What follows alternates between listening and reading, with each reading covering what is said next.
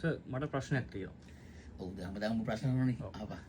අද තියෙන ප්‍රශ්නේ දැන් මම නිකන් ඉන්න රෑට නිකන් සාමාන්‍ය නිින්දට යන්න කලින් පොඩ්ඩක් ෆෝන් එක බලනවනේ YouTube එකට යනවා. බලනවනේ. YouTube එකට යනකොට ගොඩක් අපි ඉතින් ක්ලාසස් වල දේවල් බලන නිසා මම මොකද මගේ තියෙන මෙහෙ තියෙන ඩිවයිස් ඔක්කොම මම ක්ලාසස් වල බලනවනේ. ඒකින්ද සජෙස්ට් වෙන්නේ ක්ලාසස් ඒවම තමයි. ක්ලාසස් වල ඒවම තමයි. ඉතින් බලමු රෑට ගොඩක් සර් ලයිව් දානවා.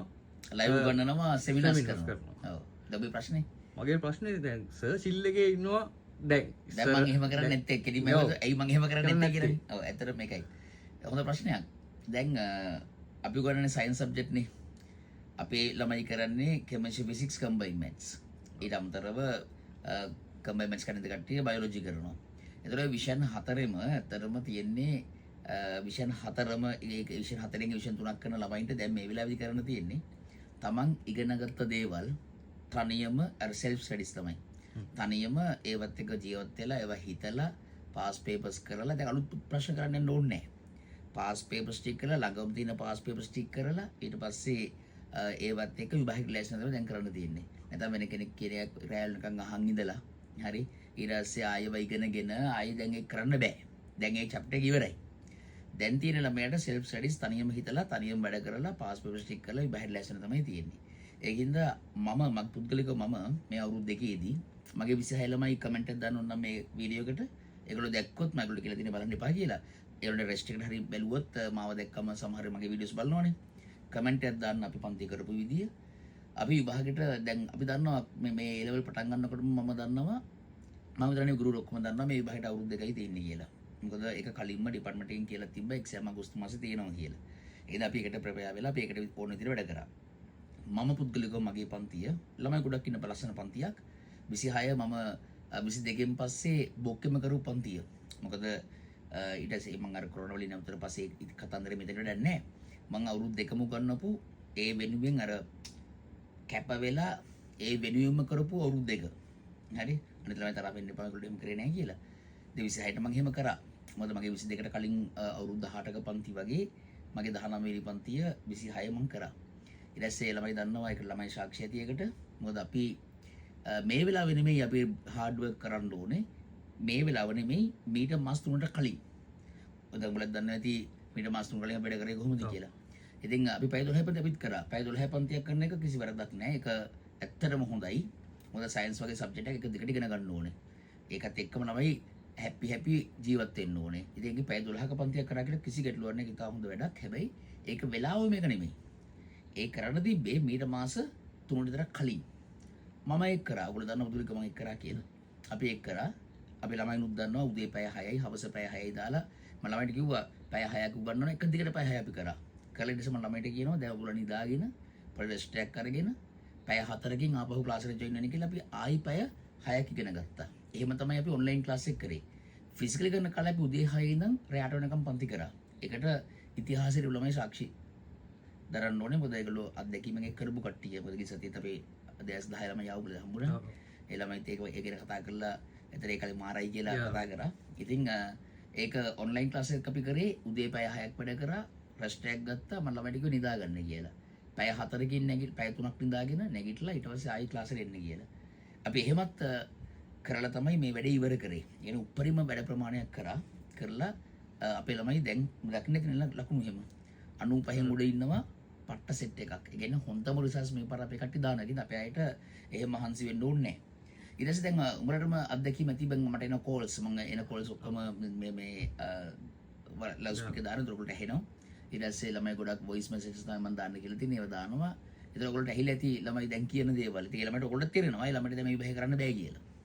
ඒකින්ද දැන් නෙමෙයි වෙලාව. ඒ වෙලාව ඔක්කොම පහුවෙලා තියෙන්නේ. ඒකින්ද අපි අපේ වැඩේ ලස්සනම කරලා තියෙන්නේ. 26 මගේ ළමයි විභාගෙට උපරිමම ලෑස්ති වෙලා තියෙන්නේ. ඒකින්ද අපි රිසර්ච් එද්දි බලමු ඒගොල්ලෝගේ performance කොහොමද කියලා. දැන් ඉතින් ළමයට අලුතෙන් දේවල් හිතලා කරන්න පුළුවන් අපේ අයට. ඒක අනිත් අය ගැන මම දන්නේ නැහැ. අපි එහෙම කරා. දැන් මේ වැඩේ ඉවරයි. දැන් ප්‍රධාන දේ මාතෘකාව තමයි 27. 27 ළමයින්ට තව තියෙනවා මාස 12ක්. ඇත්තටම 13ක් තියෙනවා. මේ කාලෙත් ඇති හොඳ ටර්න් එකක් අරගෙන මේ ගේම් එක ගහන්න මැච් සබ්ජෙක්ට් එකට මට මුකුත් කියන්න බෑ කෙමිස්ට්‍රි ෆිසික්ස් ගැන. මගේ සබ්ජෙක්ට් එක උඩ දාන්න පුළුවන්. එහෙනම් අපි ලස්සන වැඩ පිළිවෙලක් පටන් දීලා තිනවා පටන් අර ගන්නවා හෙට රෑ ඉඳලා දැන් 27 ළමයින්ට තමයි මේ පණිවිඩය මට දෙන්නත් ඕනේ. දැන් මේ වීඩියෝ එක හරහා අපි මේ පණිවිඩය දෙමු නේද? දෙමු. ඒක හොඳයි. එතකොට 27 ළමයි. දැන් උඹලගේ වෙලාව. දැන් 26 වෙලාව ඉවරයි.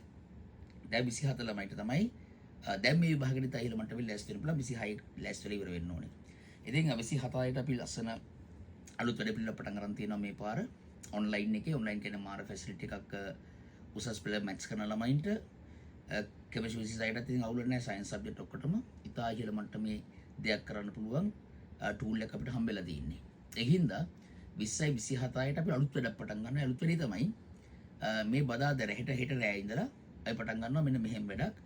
අපි ඇල්ජිබ්‍රා පාර්ට් එක ඉවර කරනවා. දැන් ඇල්ජිබ්‍රා අපි පටන් ගන්නේ ශ්‍රේණි ගණිත අභියෝගය සංකරණ සංයෝජන ද්විපද ප්‍රසාරණය සංකීර්ණ සංඛ්‍යා වැද්දගත්ම පියෝ සබ්ජෙක්ට් ටික කොටස් ටිකක් මම ඔය කිව්වේ අපි ඒ වැඩේ පටන් ගන්නවා හෙට රැට කියලා අපි මං සාමාන්‍යයෙන් රෑ 10න් පස්සේ ක්ලාසස් කරන්නේ පොඩ්ඩක් එහෙම කරපු වෙලාවල් තියෙනවා ඒ වුණාට සාමාන්‍යයෙන් පැය 12 පන්තිවලදී අපි රෑ 11:00 වගේ වෙනකම් වැඩ කරනවා නැත්නම් 10ට ක්ලාසස් ඉවර කරන මොකද ළමයි තනියම වැඩ කරන්න ඕනේ ඉතින් එහාට ඒකින්ද අපි හෙට හවස 5ට පටන් ගන්නවා අපේ ක්ලාස් එක පටන් ගන්නේ ශ්‍රේණි ගණිත අභ්‍යයනය ශ්‍රේණි වලින් පටන් ගන්න මාතෘකා ටික මම කලින් කිව්වා ශ්‍රේණි වලින් පටන් ගන්නවා ශ්‍රේණි වලට වෙනත් පාඩම් මුකුත් ඕනෙ නැහැ දැන් අලුතෙන් එන ළමයින්ට හෙට ඉඳන් මේකට සෙට් වෙන්න පුළුවන් හරි අලුතෙන් එන ළමයින්ට හෙට ඉඳන් මේකට සෙට් වෙලා එතකොට ඕකේ දැන් ශ්‍රේණි ගණිත අභ්‍යයනය ඔය දෙක හොඳට ඉගෙනගෙන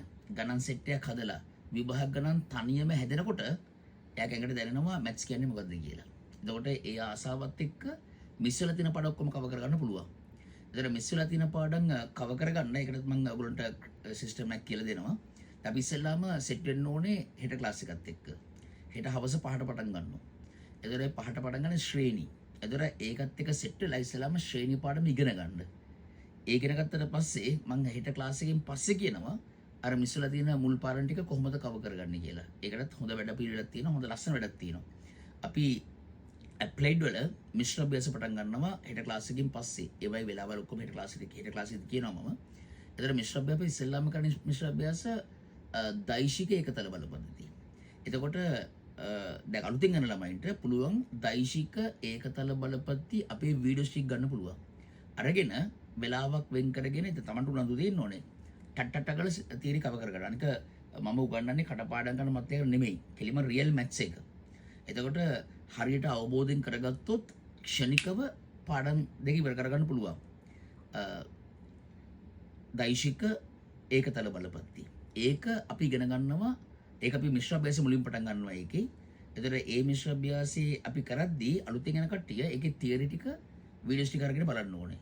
බලලා ටක් ගාලා ඒ තියරි ටික කවර් කරගන්න ඕනේ. කවර් කරගෙන මිශ්‍ර අභ්‍යාස වලට ආවට පස්සේ ඒ පාඩම කවර් කරගන්න පුළුවන්.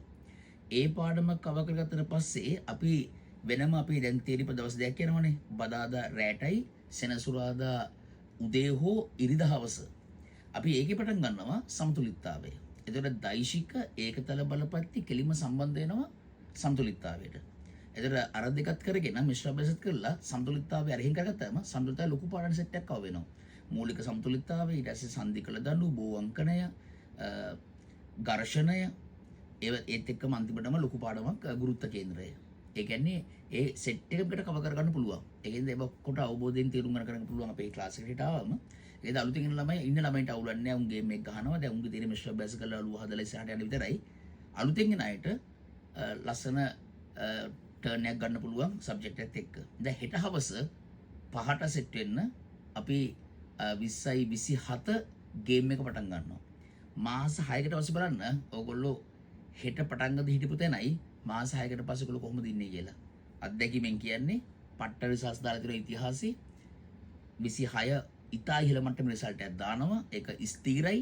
27 ඒ වගේම රිසල්ට් එකක්. මොකද 26 අපි උපරිම රිසල්ට් එකක් දානවා. ඉතින් එහාට උපරිම කිව්ව මේ වචනේ තේරුම දන්නවනේ. උපරිමයක් අවමයක් කියන එකක් දන්නවනේ මැච් කරන කට්ටිය. උපරිමය. ඊට අපි එනවා මේ පාර 26 26 එක්සෑම් එකේදී 27 ඊට සමාන ප්‍රතිඵලයක් ගන්න තමයි මේ මිෂන් එක පටන් ගන්නෙ. සෙට් එකක්. සොලත් එක්ක සෙට් වුණොත් වරදින්නෙම නැහැ. ගේම ගහනවම තමයි. එහෙනම් අපි ගියා. හම්බෙමු හෙට හවස.